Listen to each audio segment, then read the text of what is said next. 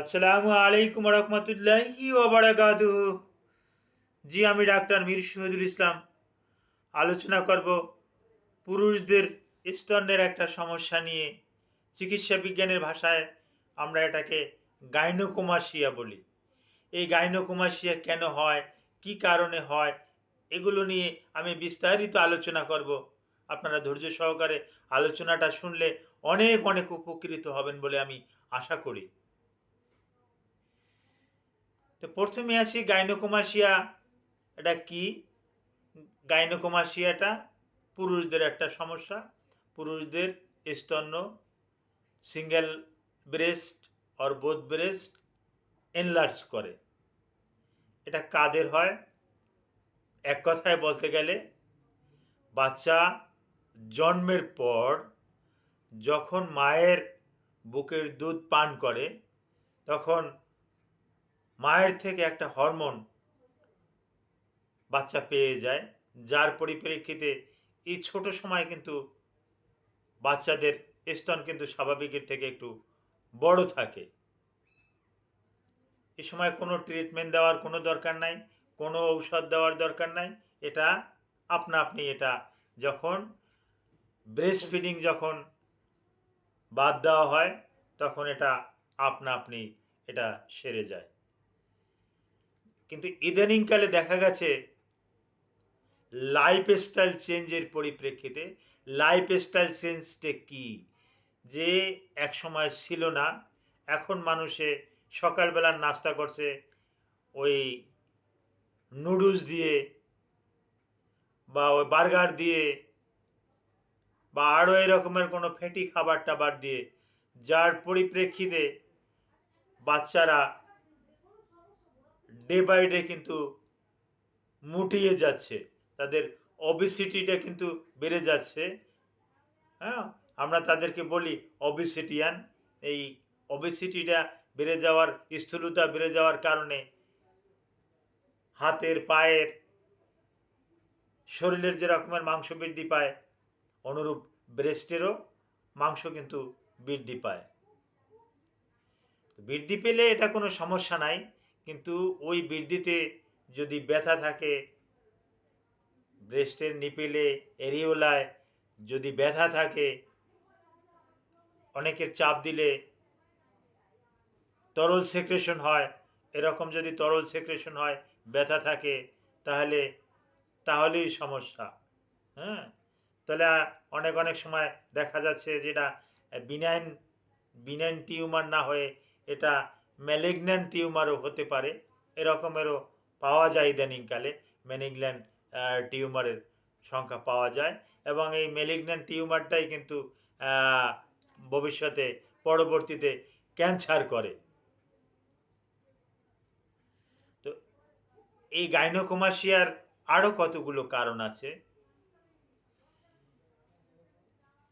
যদি পিতামাতার যদি এরকমের হিস্টোরি থাকে, জেনেটিক হিস্টোরিটা যদি থাকে, বাবার যদি থাকে, চাচার যদি থাকে, তাহলে কিন্তু পৈতৃক সূত্রে কিন্তু অটোমেটিক্যালি কিন্তু এটা পেয়ে যায়। এই গাইনোকোমাসিয়াটা কিন্তু পৈতৃক সূত্রে পাওয়া, জেনেটিক। আর একটা সমস্যার কথা না বললে নয়, হরমোনাল ইমব্যালেন্সের পরিপ্রেক্ষিতে হয়। পুরুষদের সাধারণত অ্যান্ড্রোজেন হরমোনটাই এবং টেস্টোস্টেরন হরমোনটা, এটার প্রভাবটাই কিন্তু বেশি। কিন্তু শরীরে, পুরুষের শরীরেও কিন্তু কম থাকলেও কিন্তু ইস্ট্রোজেন, প্রোজেস্টেরন, ইথানোজেস্টেরল এরকমের হরমোনের হরমোনও কিন্তু পাওয়া যায়।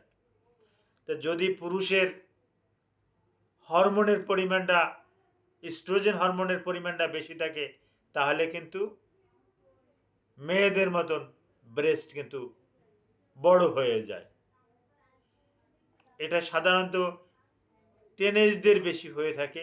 স্কুল গোয়িং, কলেজ গোয়িং ছাত্রদের ক্ষেত্রে কিন্তু এটা আমরা বেশি বেশি দেখতে পাই।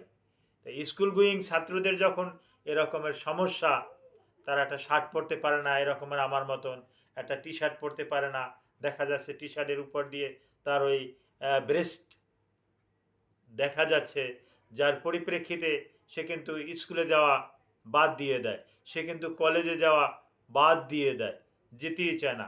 তখন গার্ডিয়ানরা কিন্তু অসহায় অবস্থায় আমাদের কাছে নিয়ে আসে, স্যার এর কোনো ব্যবস্থা আছে কিনা। তো পরীক্ষা নিরীক্ষা করে দেখা যায় যে হরমোনাল ইমব্যালেন্স। তখন আমরা কিছু হরমোনাল থেরাপি দিয়ে এটা নিয়ন্ত্রণে নিয়ে আসি। এবং অনেক অনেক ক্ষেত্রে দেখা যায় যে এই যে চাকা চাকা ভাবটা অনেক সময় বড় হয়ে যায়, চাপ দিলে ব্যথা হয়, সেক্ষেত্রে ওই সার্জারি ডাক্তারের মাধ্যমে এটাকে সার্জারি করে নিতে হয়। আর এছাড়াও আরও কতগুলো কারণ আছে।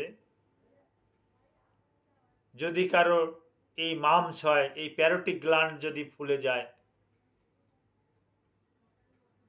তারপর যদি এই যে আমি যেখানে হাত দিছি এই থাইরয়েড গ্ল্যান্ডে যদি সমস্যা থাকে, থাইরয়েড গ্ল্যান্ডে যদি সমস্যা থাকে, তারপর টেস্টিকুলার গ্ল্যান্ডে যদি কোনো সমস্যা থাকে, তাহলেও কিন্তু গাইনোকোমাসিয়া হতে পারে। তো গাইনোকোমাসিয়া এটা বর্তমানে ভয়ের কোনো কারণ নাই। সমস্যা আছে ঠিকই, কিন্তু এর কিন্তু একটা ভালো সমাধানও আছে। আমাদের দেশের চিকিৎসক কিন্তু এর ভালো একটা সমাধান দিতে পারে।